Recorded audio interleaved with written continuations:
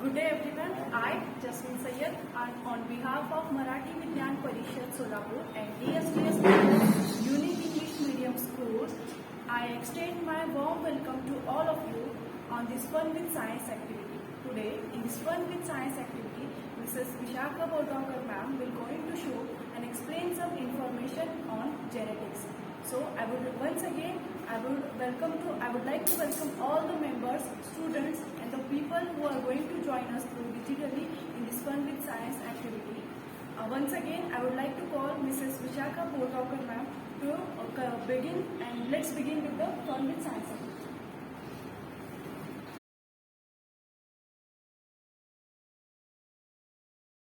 आजच्या भागामध्ये आपण मेंडेलच्या अमूल्य कार्याचा आढावा बघितलं मूलभूत कार्य काय केलेलं आहे.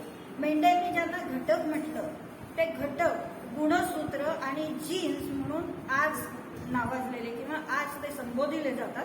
तर त्याविषयीची माहिती आणि त्यामध्ये काही विकृती जर किंवा बदल झाले तर कोणत्या विकृती निर्माण होतात हे आपण आज पाहू. एवढं त्यांनी सांगितलं. हे केव्हा केलं काही नव्हतं, त्याच्यावर मायक्रोस्कोप नव्हता, बाकीचे शोध लागलेले नव्हते. जीन, क्रोमोझोम वगैरे जे आज आपण म्हणतो हे काहीही त्या काळी माहीत नव्हतं. फक्त त्यांनी एवढं मात्र लक्षात घेतलं की यांच्यामध्ये असा एक घटक आहे आणि तो घटक हा वारसा दुसऱ्या पिढीकडे संक्रमित करतो. संक्रमित करणारे घटक आहेत आणि या संक्रमित करणारे घटक ज्याला मेंडेलनी म्हटलेलं आहे, या संक्रमित घटकांनाच आज जीन असं संबोधलं जातं. त्या काळी जीन ही संकल्पना अस्तित्वात नव्हती तरी सुद्धा मेंडेलने यावर पुष्कळ प्रयोग केले. हा मी अगदी सोपा साधा सुटसुटीचा लिहिला. आपल्याला सांगली ते नववीमध्ये हे येणार आहे, पण आपल्याला एवढं जाता जाता माहिती पाहिजे. फुलं बघायची, त्याचा संकर कसा. आपण पण काही वेळेला मुलं करतात उचापतीपणा करून, हे फूल त्याच्यात घाल मग काय होतंय का बघ वगैरे, असे उद्योग हळूहळू होतात. तर करून बघायला काहीही हरकत नाही, फक्त वनस्पतीची नासाडी वगैरे होऊ देऊ नये. पण हा संकरासाठी मी तुम्हाला हे दाखवलंय आणि हे मेंडेलचं काम अत्यंत महत्वाचं आहे. आणि त्यांनी काय सांगितलं की जे प्रबल घटक असतात तेच पहिल्या फर्स्ट फिलियल जनरेशन असं त्यांनी नाव दिलं, त्याच्यामध्ये ते दिसून येतात. लक्षात येतंय. हे मेंडेलचं काम अत्यंत महत्वाचं आहे. म्हटलं तर काय, शेतकरी कसं शेतामध्ये पीक लावतो, पुन्हा ते बी गोळा करतो. तुम्ही राहीबाई शिंदेचं नाव माहित असेल. देशी वाण या बाईंनी जपून ठेवलेले, अहमदनगर जिल्ह्यातली आहे. या देशी वाण तिने जपून जसे ठेवले, झालं की त्यातलं एक चांगलं घ्यायचं आणि ते बी जतन करून ठेवायचं. तसं या मेंडेलनी काय केलं, उंच झाडं, खुजी झाडं, त्याचे वाटाणे जपले, त्याचे पुन्हा पेरले, पुन्हा त्याचे बघितले, हा उंच झाले बाबा, ठीक आहे. मग पुन्हा काय केलं, उंच आणि खुज्याचे पोलंदरे परागकण आत्ता कसं दाखवलं तसं हे कुक्षी वरती टाकून बघितले, फोर्सेप्सनी किंवा मायक्रो ब्रशनी हे ट्रान्सफर केले आणि त्याच्यापासून जे काही मिळाले ते हायब्रिड इथले उंच आणि खुज्यामध्ये, आणि त्याचं बी घेतलं. म्हणजे किती जनरेशन, हे एक, हे दुसऱ्या जनरेशन मध्ये त्याला काय दिसलं, दुसरं म्हणजे F1 आपण त्याला म्हणतो. हे पॅरेंट्स त्याचे उंच आणि खुजे. दुसरे काय होते, F1 होते. यांच्यामध्ये सगळे उंचच झाड आहेत. पुन्हा F1चे वाटाणे गोळा केले, पुन्हा ते पेरले आणि मग मात्र त्यांना थोडीशी खुजी झाडं दिसली. हे प्रमाण कमी झालं आणि त्याच्यावरून त्यांनी काय संज्ञा वापरल्या, प्रबल किंवा डॉमिनंट आणि रिसेसिव्ह, ह्या संज्ञा त्यांनी वापरल्या. आता इथे हा जो एका लक्षणावर घेतलेला आपण केलेलं आहे, अशी अनेक लक्षणं, बाकीची जी लक्षणं आहेत, कलर ऑफ फ्लॉवर, फुलाचा रंग, फुलाचे पोझिशन कुठं आलं, ऍक्झियल आहे का टर्मिनल आहे, त्यानंतर शेंगेचा रंग वगैरेवरती पण प्रयोग झालेले आहेत. अशाच प्रकारची म्हणजे ह्या वेळेला जीन्स ट्रान्सफर होतात वगैरे काही त्याला माहीत नव्हतं. पण पेशीमध्ये त्या जनन किंवा ह्या ज्या पेशी आता मी तुम्हाला सांगितल्या, या जनन पेशी म्हणजे ज्या नवीन जीव निर्माण करणाऱ्या किंवा नवीन सजीव प्रसार करणाऱ्या पेशींच्या मध्ये काहीतरी घटक आहेत. या घटकांना जीन हे नंतर नाव मिळालं, पण त्याच्यापूर्वी यांनी हे केलेलं संशोधन अत्यंत मौलिक आहे. याच्यावर पुन्हा त्यांनी 2 घेऊन वगैरे पुष्कळ अभ्यास केलेला आहे आणि पुष्कळ सिद्धांतही मांडलेले आहेत. हे आपल्याला नंतर पुष्कळ सविस्तर शिकायचंय. याच्यावरती मॅथमॅटिक्स सारखी जिनेटिक एक्झाम्पल सुद्धा असतात, गणित पण असतात आणि ती सोडवली जातात. कशासाठी सोडवायची रे? ते लक्षण आलंय किंवा नाही. आता मी तुम्हाला काय सांगितलं की बाबा रंगांधळेपणा आहे, विसराळूपणा आहे, ईडीएस क्लॅप टाईप, तुटका ओठ आहे, हे संक्रमित किती पट झालंय का नाही ह्याच्यासाठी हा वारसा आपल्याला स्टडी करण्यासाठी हे सगळं मेंडेलचं काम अतिशय महत्वाचं आहे. आणि म्हणून जेनेटिक्सच्या अभ्यासामध्ये मेंडेलियन स्टडीला महत्व आहे. एका वाक्यामध्ये जे आपल्याला टेक्स्टबुकमध्ये असतं की ही मेड ए क्रॉस, त्यांनी संकर घडवून आणला, अरे घडवून आणला काय ते आपण पाहतो. आणि आता ते घटक, मेंडेल ज्याला घटक म्हणत होता की काही असे घटक असतात बाबा की जे पुढच्या पिढीकडे वारसा संक्रमित करतात, त्याच घटकांना जीन हे नाव दिलं होतं नंतरच्या अभ्यासामध्ये. आलं लक्षामध्ये? समजतंय ना? काय फार बोर वाटत नाही ना? चाललंय एकच आपलं शेतकरी आहे मेंडेल. शेतकरी काय करतो? पहिले उंच खुजी झाडं, पुन्हा त्यांचा संकर घडवून आणला उंच खुजाचा, हा बिया मिळवल्या. असे त्यांनी आता ह्याला किती वर्ष? 4-5 वर्षात झालं असेल, कारण त्याची लाईफ सायकल शॉर्ट होती. आपल्यावर जर अभ्यास करायचा झाला तर हे शक्य नव्हतं. ठीक आहे. आता आपण हे सगळं पुढच्या एका ह्याच्यामध्ये, याच्यानंतर जीन हा शब्द आला. आता ज्याला जेनेटिक्स आणि जीन्सचा स्टडी म्हणतात त्याच्या संदर्भामध्ये आपण काही अभ्यास बघूया. आता याच्यामध्ये हे जीन्स हे कुठे असतात? मेंडेलियन घटक म्हणजे क्रोमोसोम्स. हे जीन हे क्रोमोसोम्स आणि जीन्स हा स्टडी नंतर आला. आणि त्याच्यानंतर आपण आता या विशिष्ट पेशीचा किंवा विशिष्ट जातीचा पेशीचा वारसा संक्रमित करण्यासाठी कोण कारणीभूत ठरतो? पेशीचा अभ्यास सविस्तर झाल्यानंतर गुणसूत्र केंद्रक पेशी, तुम्ही या पेशीचा अभ्यास केलेला आहे का? नसेल तरी लक्षात घ्या. हे बघा इथे सेल दाखवलेली आहे, हे पेशी आहे. या पेशीमध्ये केंद्रक नावाचा भाग असतो. पेशीमध्ये केंद्रक असतं की ज्याच्यामध्ये ही गुणसूत्र असतात. इथे तुम्हाला क्रोमोझोम्स दाखवलेले आहे आणि ह्या क्रोमोझोम्सचा थोडासा छोटासा भाग म्हणजे जीन्स असतो. हे आपल्याला नंतर समजलं. मेंडेलला माहीत नव्हतं, पण त्यांनी हे सगळे सिद्धांत काढले म्हणून ते आपण स्टडी केले. तर आता त्याच्यानंतर आपण क्रोमोझोम्सचा काय आहे हे बघू. गुणसूत्र. आता ही गुणसूत्र काय आहे? मेंडेलला माहीत होती का गुणसूत्र वगैरे? काही नाही, पण तरीही त्यांनी काय केलं की ह्या पेशीचा अभ्यास केल्यानंतर मेंडेलनी गुणसूत्रांचा अभ्यास चालू केला. आता ह्या गुणसूत्रांच्या मध्ये ही गुणसूत्र कशी असतात आणि केव्हा आणि कुठे दिसतात? तर पेशी जर आपण बघितली, ही पेशी, आपण ह्या पेशीमध्ये पेशी विभाजन मी सुरुवातीला सांगितलं विभागते का? तर तिची पूर्ण वाढ झालेली असते आणि जे काही अशा पेशीमधलं केंद्रक आहे ते हा पेशी द्रव नियंत्रित करू शकतो म्हणून पेशी वाढ विभाजन वेळ. तर त्या पेशी विभाजनाच्या पूर्वावस्थेमध्ये हे पेशीमधलं केंद्रक आहे. तुम्हाला 6वी मध्ये पण थोडंफार माहिती असेल. तर या केंद्रकामध्ये हे असं काहीतरी कॉइल्ड मटेरियल असतं. याला क्रोमॅटिन किंवा क्रोमोझोम्स म्हणतात. पेशी ज्या वेळेला विभाजनाच्या अवस्थेमध्ये नसते, की मध्यावस्थेमध्ये विभाजन नाही अजून तिचं झालेलं, तर त्यावेळेला सूक्ष्मदर्शिकाखाली हे असं दिसतं. तुम्हाला अजून एक चांगलं हे क्रोमोझोम्स बघायचं उदाहरण सांगते.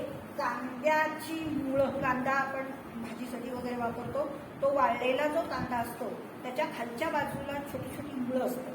ती जर आपण कट केली आणि त्यात तो कांदा एखाद्या ग्लासवर वगैरे ठेवला तर ती मुळं वाढायला लागतात आणि त्या मुळांचं जे काही वाढलेलं टोक असतं ते टोक वाढत जातं, कारण तिथे पेशी विभाजन होत असतं. लक्षात येते?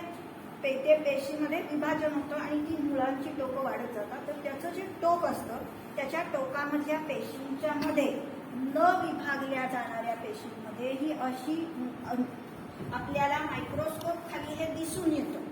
हे जे काही दिसतं ही गुणसूत्रांची वळगटी आहे म्हणायला नाही. हे सगळं क्रोमॅटिन मटेरियल.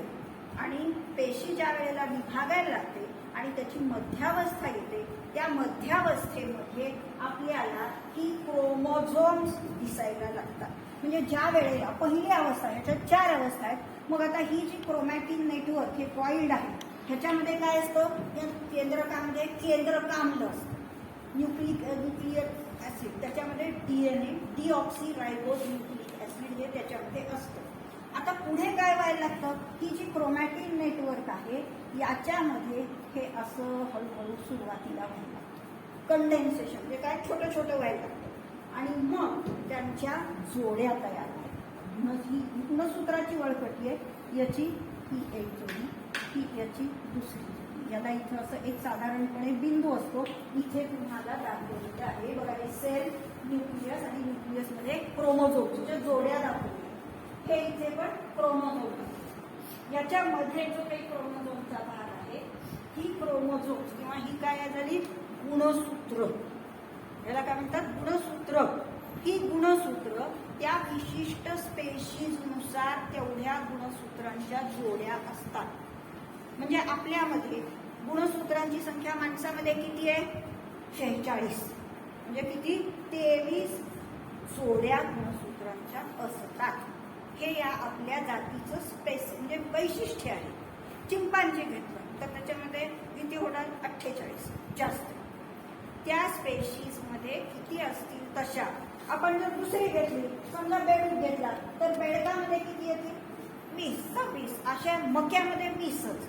अशा त्या वनस्पती आणि प्राणी पेशीमध्ये गुणसूत्राच्या जोड्यांची संख्या विशिष्ट असते. ती माणसामध्ये आपण एक कुठलंही घेतलं, माणसामध्ये किती असतात, 23 जोड्या म्हणजे 46 गुणसूत्र संख्या असते. लक्षात येते किती असणार, 23 जोड्या 46 एकूण गुणसूत्र. ही अशी हे गुणसूत्राचं क्रोमोझोमचं एक भाग दाखवलेला आहे. आता ह्या गुणसूत्राच्या मध्ये एक असा बिंदू असतो. आपण जर गुणसूत्राचं एका स्ट्रक्चर बघितलं तर याच्या बाजूला हे सिंपल पुढे एक स्लाइड आहे, हे पहा, हे कशाचं आहे, ही गुणसूत्र. याच्यामध्ये हा जो मधला बिंदू आहे त्याला गुणसूत्र बिंदू किंवा सेंट्रोमियर म्हणतात. आणि या ज्या दोन आहेत या भुजा. आता ही गुणसूत्र काय काम करतात, आपण काय बघितलं, मेंडेलमधली घटक म्हटलं तसं ही गुणसूत्र पेशीची वाढ, पेशीची चयापचय क्रिया, पेशीमधलं प्रथिन संश्लेषणाचं काम, वाढ हे सगळं नियंत्रित तर करतातच, पण त्याबरोबर अनुवंशिक गुणधर्म दुसऱ्या पेशीकडे, दुसऱ्या पिढीकडे संक्रमित करण्याचं काम करतात. कोण करतात, गुणसूत्र. लक्षात आलं, मेंडेल ज्यांना घटक म्हणला ते आता आपण संशोधनाच्या वगैरे नंतर ह्या गुणसूत्रांच्याकडे आलेले आहोत. मग आता याच्यावरती हे असे सगळे बँडेड पॅटर्न असतात. या गुणसूत्रांचेही प्रकार असतात, त्याच्यात आपण डिटेलमध्ये जायचं नाहीये. गुणसूत्र काय करतात, तर अनुवंशिकतेचे जे काही म्हणजे आपली माणसाची जी काही कॅरेक्टर्स आहेत, से फॉर एक्झाम्पल आपण जर उदाहरण घेतलं तर आता अजून एक वेगळं उदाहरण सांगते मी. कुणाची जीभ अशी सरळ येते, कुणाची जीभ अशी वळली जाते, पन्हाळ्यासारखी, गटरसारखी किंवा असं चॅनल ट्यूब सारखी होते. ही सगळी जी काही वैशिष्ट्ये आहेत ही संक्रमित करण्याचं काम गुणसूत्र करतात. म्हणजे गुणसूत्र हे अनुवंशिक गुण संक्रमित करण्याचं कार्य करतात. आलंय लक्षामध्ये, कोण करतं, गुणसूत्र. अरे गुणसूत्र कुठे आहेत, दिसतात का आपल्याला डोळ्यांनी, नाही. मग कुठे आहेत ती, त्याच्या आधीची स्लाइड होती. गुणसूत्र कुठे असतात, पेशीमध्ये, पेशीच्या न्यूक्लियस किंवा केंद्रकामध्ये आहेत, आपल्याला दिसत नाही.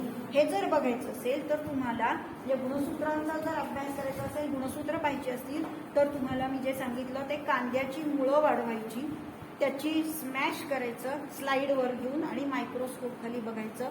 अतिशय सुंदर गुणसूत्र दिसतात मायक्रोस्कोप खाली आणि लाईव्ह छान व्यवस्थित दिसतं. समजलंय. मग ही गुणसूत्र कशाला आली, आपण काय स्टडी करतो, आपला विषय जेनेटिक्स. जेनेटिक्समध्ये काय, अनुवंशिकता संक्रमित करणारं शास्त्र. मग ते कुणाच्या मार्फत होते, गुणसूत्र. आताच्या भाषेमध्ये गुणसूत्र ही काय करतात, अनुवंशिक गुणधर्म संक्रमित करतात. लक्षात येते? मग आपण जे धडधाकट झालो किंवा आपण हातीपायी धड आहेत, आपल्याला 2 हात 2 पाय डोळे, आपला मेंदू कार्यक्षम आहे, ऐकता येतं, रंगांधळेपणा नाही, हे सगळा वारसा कुणामुळे आला?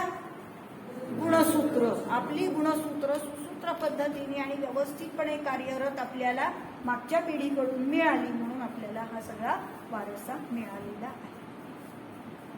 कळतंय का रे? काय फार बोर नाही ना? तसंच आहे कोणाच्या मध्ये त्या आजोबांची गुणसूत्र नातवापर्यंत वडील आई यांच्या मार्फत आलेली असतात. ठीक आहे. गायकाचा नातू गायक होतो, माहित असेल तुम्हाला. क्लासिकल गायक, आत्ताचा गायक, त्यांचा नातू खूप गायक झालेला आहे. हे असे जे गुणधर्म असतात ते संक्रमित होतात. हे उदाहरण आहे, त्याचं सायंटिफिक स्टडी नाही, पण जे काही म्हटलं जातं त्यावर. समजलं? आता ही क्रोमोझोम्स. आता याच्यामध्ये ह्या क्रोमोझोम्स हे भुजा आणि हे सेंट्रोमियर वगैरे ही कशाने बनलेली आहे? तर ही क्रोमोझोम्स ही DNA नी बनलेली आहे. डीऑक्सीरायबोज न्यूक्लिक ऍसिड. लक्षात घ्या, DNA 9वीच्या पुस्तकामध्ये आहे. नसलं तरी छोटे 6वीचे लक्षात ठेवा, गुणसूत्र असतात की DNA नी बनते. ठीक आहे, एवढं लक्षात राहील. आता पुढचं आपल्याला काय बघायचंय? तर ही जी गुणसूत्रांची जोडी असते, या जोड्या या स्पेसिफिक. साध्या अमिबामध्ये सुद्धा 250 गुणसूत्र. त्याच्यानंतर एक फॉर्न आहे, त्याच्यामध्ये किती गुणसूत्राच्या? 1230 वगैरे गुणसूत्रांच्या जोड्या आहेत. म्हणजे 630 ते 640 1230 गुणसूत्र झाली. एक फॉर्न आहे, ऑफिओग्लासम म्हणून, त्याला ॲडमस्टम म्हणतात. त्या फॉर्नमध्ये म्हणजे प्लांटमध्ये पण आहेत, ॲनिमलमध्ये पण आहेत, बाकीच्या फंगसमध्ये वगैरे पण, फंगायमध्ये पण असतात. लक्षात येते? सर्व सजीवांच्या मध्ये हे आहेत. फक्त जी काही बॅक्टेरिया व्हायरसेस आहेत त्यांच्यामध्ये ही वेगळ्या स्वरूपामध्ये आहेत. आणि हे काय करतात?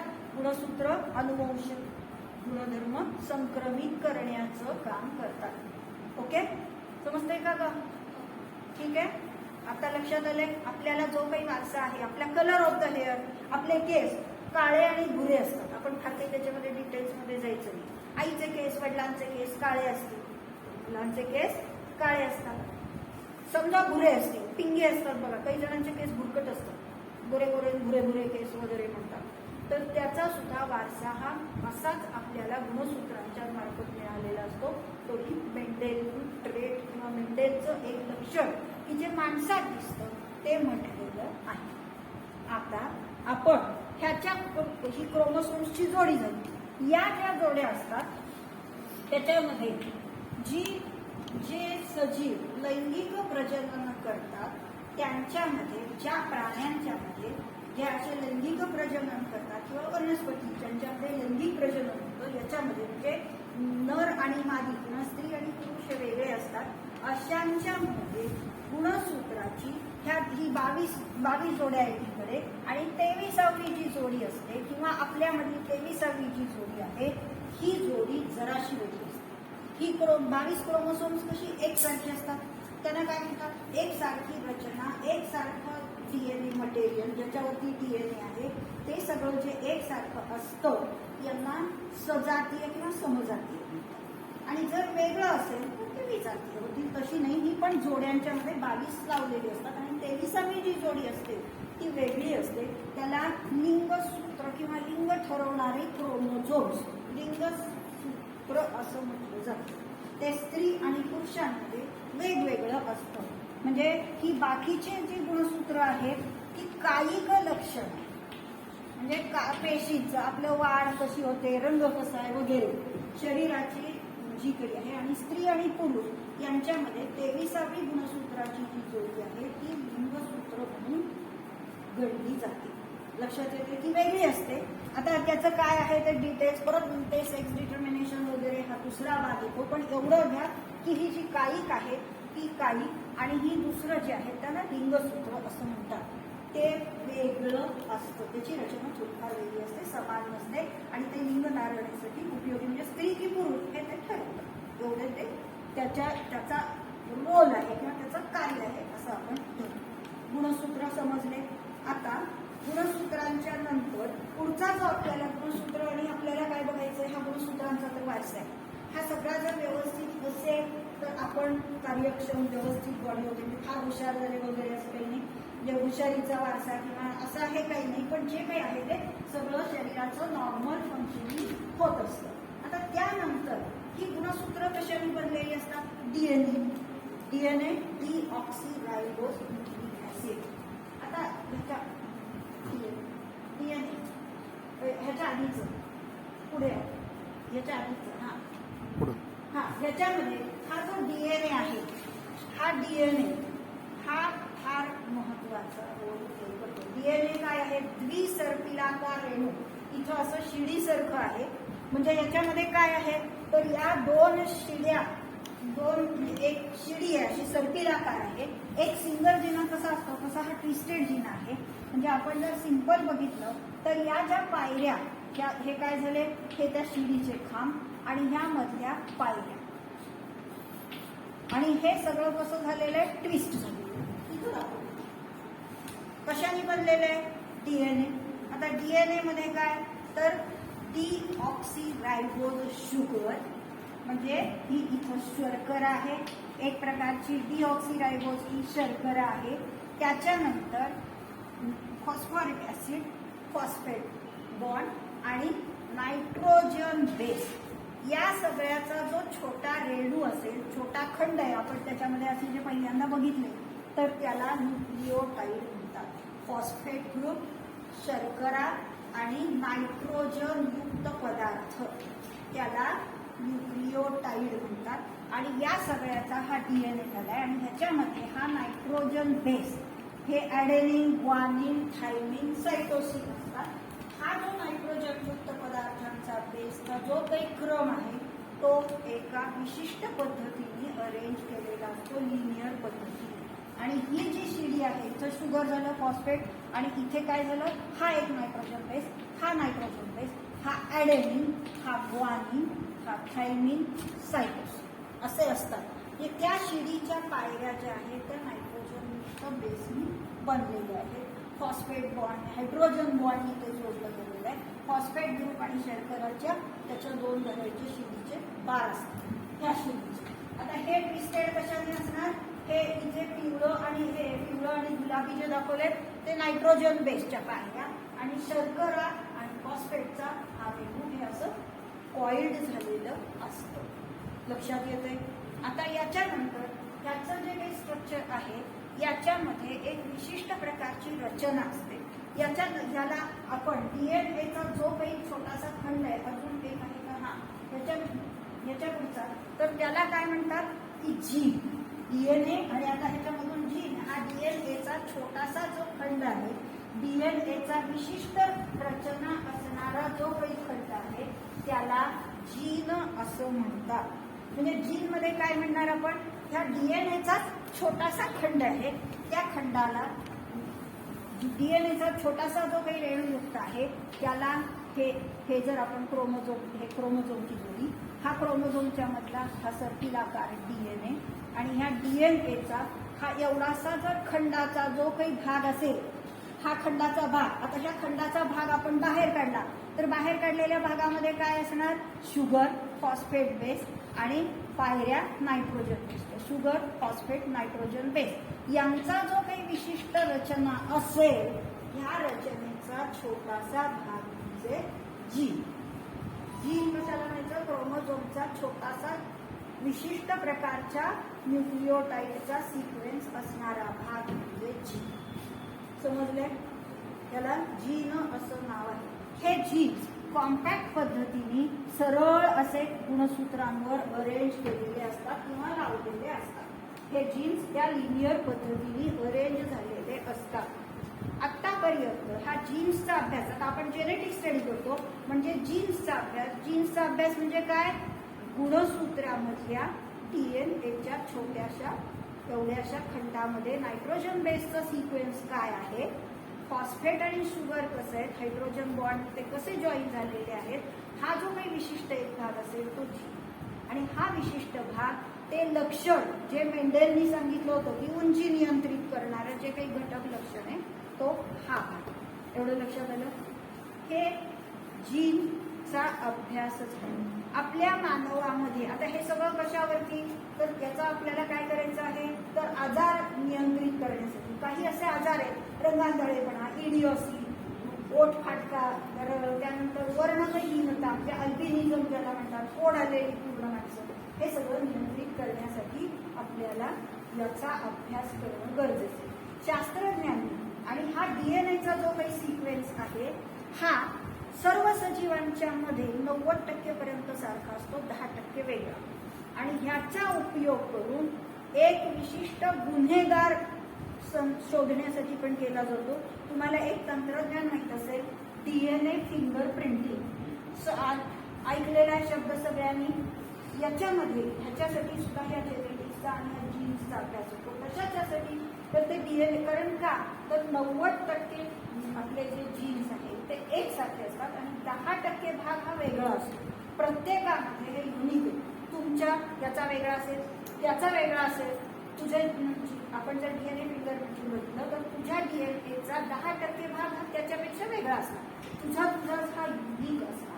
मग याच्यावरून या बँडेड पॅटर्नवरून आपल्याला गुन्हेगार शोधता येतो. सस्पेक्टेड, ह्यांनी गुन्हा केलाय, काहीतरी केलं, रॉबरी केली, मारवलंय, काहीतरी केलं, पण त्याला शोधायचंय. मग त्यांचे सॅम्पल्स घेऊन ह्या पेशीमधून डीएनए मधून तो शोधता येतो.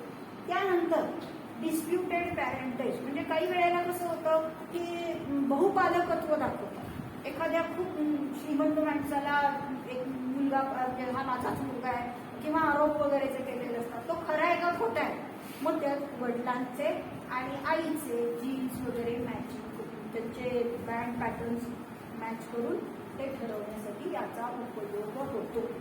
हे कशाचं झालं? अजून एक मी काय सांगितलं, डीएनए फिंगर. ते सुद्धा कशाशी? डीएनए, क्रोमोझोम्स आणि जीन्सशी रिलेटेड आहे. आता अजून एक पुढचा भाग आपण हे क्रोमोझोम्स आणि जीन्स एवढं तरी कळलं.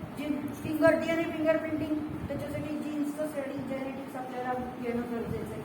आता पुढचा जो काही अजून एक भाग आहे ह्या जीन्सचाच भाग, किंवा पुढचं जे काही येतं हे सगळं जेव्हा नॉर्मल चाललेलं असतं तेव्हा आपण आहे तसे. पण समजा एखादा जीन उत्परिवर्तन झालं, काहीतरी बदल झाला, काहीतरी बिघाड झाला, एकच डीएनए सिक्वेन्स किंवा एकच क्रोमोझोम, इथं आपल्यामध्ये 23 क्रोमोझोम्सच्या जोड्या. समजा एखादं क्रोमोझोम, पहिलंच क्रोमोझोम डबल झालं तर काय होणार? विकृती येणार. एक क्रोमोझोम डबल झालं, ट्रिपल झालं, 3 वेळेला आलं, किंवा एखादं क्रोमोझोम गळून गेलं तर काय करणार? विकृती निर्माण. अशामुळे ज्या विकृती निर्माण होतात त्यांना जिनेटिक डिसऑर्डर्स किंवा जनुकीय आजार असं म्हटलं जातं. की तुम्हाला काय काय सांगितलं, रंगांधळेपणा वगैरे हे जे सांगितले, हे सगळे त्या प्रकारामध्ये आजार आहेत. आता हे आजार कुठून येतात? संक्रमित होतात. कारण आपल्या माता पित्यांच्या मध्ये ते जीन किंवा काही वेळेला उत्परिवर्तनामुळे ते झालेले असतात आणि ते आयुष्यभर राहतात. आपण नियंत्रित करू शकतो, पण ते आयुष्यभर कायम टिकून राहतात. असेच काही आजार, जनुकीय आजार किंवा जनुकीय विकृतीतून निर्माण होणारे आजार किंवा लक्षणं, विकृती, हे जीन्सचं स्ट्रक्चर बदल होतं, काय होणार? विकृती होणार. तर ते काय होतं? ते काही आजार आपण तिथे बघू. आता एक आजार त्यातला आहे, याचं नाव आहे सिस्टिक फायब्रोसिस. हा जो आजार आहे सिस्टिक, हा तुम्ही नावं पुस्तकामध्ये वाचलेली असतील. तर ही विकृती विशेष करून अमेरिकेमध्ये आढळते, आपल्याकडे कमी प्रमाणे. तर याच्यामध्ये काय होतं? तर चौथं जे गुणसूत्र आहे त्याच्यामध्ये बिघाड झाले. चौथ्या गुणसूत्रामध्ये बिघाड झाल्यामुळे सिस्टिक फायब्रोसिसला 7वं आहे, हंटिंग्टन्स डिसीजला हे होतं. त्यानंतर आता ह्याच्यामध्ये हा जो डिसीज त्यांनी दाखवलेला आहे, हा जो डिसीज आहे ह्याच्यामध्ये काय होणार आहे? तर लंगचा हा जो डिसीज आहे हंटिंग्टन्स, हा 4थ्या गुणसूत्र. हा जो डिसीज आहे हंटिंग्टन्स दाखवलेला आहे, याच्यामध्ये 4थं गुणसूत्र बदल झाले. याच्यात काय होतं? तर नॉर्मल बेबी जेव्हा जन्मलेलं असतं तेव्हा त्याच्यामध्ये श्वसनाचे विकार आणि पचन संस्था अफेक्ट झालेली असते. श्वास घेता येणार त्रास होतो, कायमचा खोकला लागतो. त्यानंतर त्याचं वजन कमी होतं आणि त्याला स्टूल पास होण्याला म्हणजे पचलेलं अन्न उत्सर्जनासाठी त्रास होता. तर हे काय होतं? याच्यामध्ये होतं काय? तर रेस्पिरेटरी ट्यूब्स म्हणजे आपला जो श्वसन संस्थेचा भाग आहे, याच्यानंतर जो ट्रकियाचा भाग आहे, याच्यामध्ये वेगळ्या प्रकारचं चिकट आपल्याकडे जे म्युकस असतं ते जास्त असं बल्की चिकट पदार्थ डिपॉझिट होतो, तो तिथं जास्त स्त्रवायला लागतो. त्याच्यामुळे क्रोमोझोममधल्या विकृतीमुळे, आणि त्यामुळं काय होतं तर ती श्वासनलिका चोकअप होणार, हव्या आतमध्ये जाऊ शकत नाही, आणि त्यामुळे घर होतं वगैरे असं जे असतं ते होऊ शकतं. आणि त्याच्यानंतर रेस्पिरेटरी डिसीजेसमध्ये न्यूमोनिया होऊ शकतो. तसंच लंगला इन्फेक्शन न्यूमोनियाचं होतं. त्यानंतर अजून कुठे ब्लॉकअप होतं तर डायजेस्टिव्ह सिस्टीममध्ये पॅन्क्रियाटिक म्हणजे आपल्या ज्या पित्ताशयामधल्या ज्या काही नलिका पित्तरस वाहून येणारे असतात त्याच्यामुळे त्या पित्तरस वाहून येऊ शकत नाही, तिथं पण असा बलगम किंवा असा चिकट पदार्थ डिपॉझिट होतो, आणि त्यामुळे त्या अन्नाचं पचन नीट होऊ शकत नाही. आता पचन झालं नाही, श्वास नाही म्हटल्यानंतर काय होणार, त्याचं वेट लॉस, वजन वाढत नाही. त्यानंतर त्याचं इलियम म्हणजे आतड्याचा भाग त्याच्यामध्ये जे पचन आहे तेही नीट होत नाही, त्यामुळे त्याला स्टूल पास व्हायला प्रॉब्लेम्स होतात. अजून त्याच्यामध्ये त्वचेमध्ये जो काही आपल्याला घाम येतो, घाम कसा असतो रे, घामाची चव बघितली का,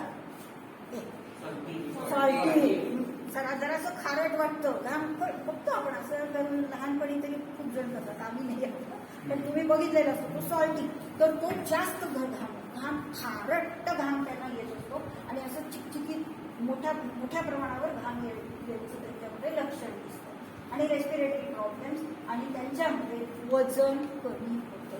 नॅचरली अशी बाळं सारखी आजारी पडतात, पण त्यांनाही नियंत्रणात ठेवलं जाऊ शकतं.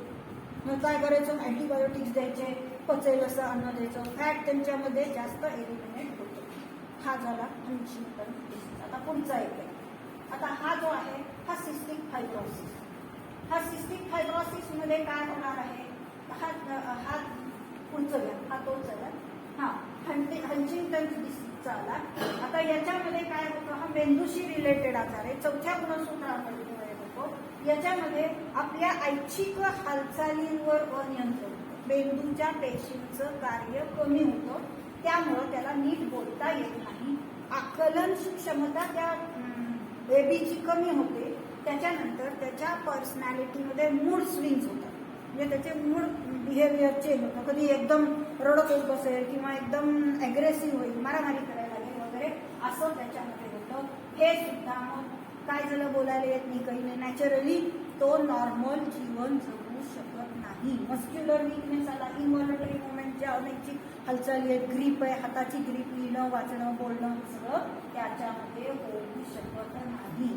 हा झाला हंटिंग्टन डिसीज. अजून एक डिसीज आहे, तिसरं एक लक्षण आहे, तर त्याच्यामध्ये हा आहे डाऊन सिंड्रोम. सिस्टिक फायब्रोसिस ह्याच्याने झाला, सातव्याने हा सिम्पटम डाऊन सिंड्रोम हा 21व्या गुणसूत्रामध्ये जास्त आधिक्य झाल्यामुळे.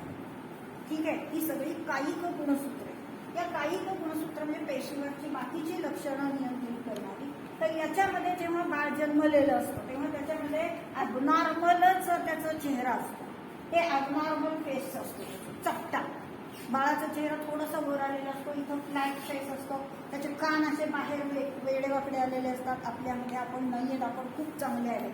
त्यानंतर काय आहे, त्याचं नाक पण चपटं असतं, त्याचे डोळे जे आहेत त्या डोळ्याच्या इथे आपल्याला एक हे दिसतं, त्याच्या बुकळावरची पांढरे ठिपके आहेत, इथे जी काही रेषा असते ते डोळे थोडेसे पलीकडे गेलेले असतात.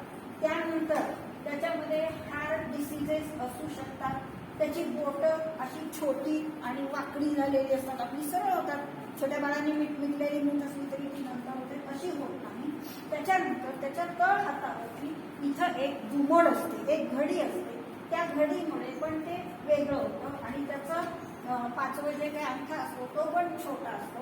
पायाच्या बोटांच्या मध्ये एक अंगठा आणि बाकीची 4 बोटं यांच्यामधलं अंतर जास्त असतं नॉर्मल बाळांच्या पेक्षा, त्यामुळे ते चालू शकत नाही, आणि ते आपल्यासारखं विचार क्षमता त्याची वाढ खुंटलेली असते, बेबी स्टंपी असतं, नॉर्मल वाढ होत नाही. अशी पण बाळं असू शकतात. ही पण एक जेनेटिक डिसऑर्डर आहे किंवा जनुकीय विकृती आहे, हेरिडिटरी, अनुवंशिकतेने संक्रमित झालेली. लक्षात येते. याशिवाय सिकल सेल एनिमिया नाव ऐकून असेल, रक्तगळ, हे अजून काही आजार आहेत, पण आपण जे शिकलो ते कालिक गुणसूत्रांशी संबंधित आजार कोणकोणते बघितले? हंटिंग्टन्स डिसीज, सिस्टिक फायब्रोसिस आणि डाऊन सिंड्रोम. ठीक आहे. 4थं, 7वं आणि 21वं गुणसूत्र यांच्यामध्ये काय विकृती झाल्यास काय होतं हे आपण पाहिलं. लक्षात घ्या. आणि याच्या पुढचं अजूनही खूप चांगलं इंटरेस्टिंग आहे. जेनेटिक इंजिनिअरिंग फील्ड आहे, ह्युमन जिनोम प्रोजेक्ट आहे. म्हणजे आपल्याला हे जे जीन्स आहेत हे कसे बदलता येतील, जीन मॅन्युप्युलेट कसे करता येतील, त्यांच्यामध्ये चांगला जीन म्हणजे विकृती आणणारा जीन कोणता आहे, गुणसूत्राचा कुठला खंड, कुठला जीन हा विकृती निर्माण करतो, याचा अभ्यास या ह्युमन जिनोम प्रोजेक्टमध्ये केलेला आहे. लक्षात येतंय. थोडंसं 6वीला जास्त झालं असेल, पण एवढं जनरल नॉलेज म्हणून लक्षात ठेवा, गंमत म्हणून फुलं वगैरे बघाल. ठीक आहे. Okay, thank you. थोडंसं निसर्गाचे आभार कशाचे मानायचे? तर आपण हातीपायी धड आहेत, आपल्यामध्ये अशा काही विकृती आलेल्या नाहीत. आपली सगळी गुणसूत्र चांगली आहेत. आपल्या क्षमता आपण विकसित करायचे. माझा नंबर नाही आला, मला मार्क नाही आले असं म्हणून नाही. माझ्यामध्ये काय आहे? सगळं आहे आणि ते मलाच विकसित करायचं. बाहेरून कोण एक्सटर्नल एजंट येणार नाही, बाह्य कुणीही नाही. शिकवतील, अभ्यास करायचा, लिहायचं, लक्षात ठेवायचं काम तुमचं आहे. आपण काही डाऊन सिंड्रोम सारखे नाही. Okay, all the best.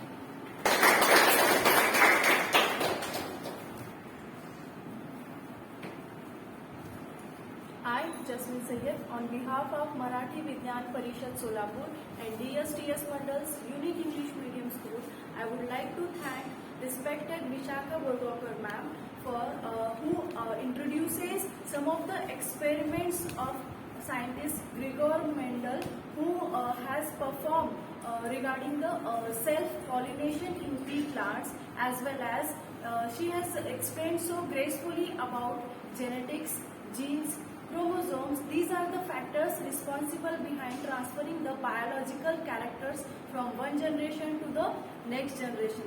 As well as ma'am has explained so gracefully about some of the genetic disorders as well. Thank you so much ma'am for explaining in such a easy and understandable language. I would like to thank all the respected members, students and the people who join us through digitally, and the most importantly the technical department who has arranged and make this Fun with Science activity successful. Once again, thank you one and all. इथे मी अत्यंत नम्रपणे नमूद करू इच्छिते की माझ्या या बायोलॉजीच्या मध्ये शिकवण्यासाठी जे काही लागतात त्याचं तंत्रज्ञान माझ्याजवळ नाही. इंटरनेटवरची डायग्राम मी पीपीटीवरती घेऊ शकले नाही. या कामामध्ये बिराजदार मॅडमनी मला खूप मोलाचं सहकार्य केलं आणि मी जे काही सांगितलं ते त्यांनी पीपीटी करून 2-3ला मला दाखवलं. मला पण आता काय काढावं काय नाही, आणि कारण आम्हाला सगळी आपली भराभरात लिहायची सवय आणि हे असं करा तसं करा, तर त्यासाठी मी बिराजदार मॅडमचे पण खूप तसंच तंत्रज्ञान विभाग आणि आमचे सर हे आमचे एकेकाळचे स्टुडंट आहेत, यांचेही खूप आभार.